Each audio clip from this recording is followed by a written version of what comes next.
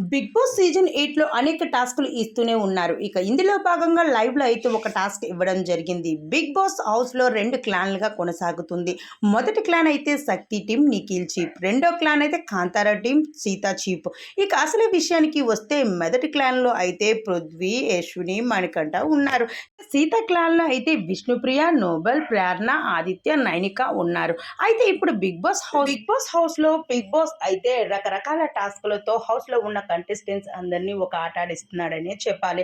అయితే ఇప్పుడు big boss అయితే 12 వైల్డ్ కార్డ్ బిగ్ బాస్ హౌస్‌లోకి ఎంట్రీ ఇవ్వబోతున్నారు. ఆ వైల్డ్ కార్డ్ ఎంట్రీస్‌ని ఆపే శక్తి మీకే నేను ఇస్తూ ఉన్నాను. అంటే నేను చెప్పే ఛాలెంజ్ గాని మీరు గెలుస్తూ ఉంటే ఒక వైల్డ్ కార్డ్ ఎంట్రీని బిగ్ బాస్ హౌస్‌లోకి ఆపే శక్తిని మీకు ఇచ్చేస్తాను.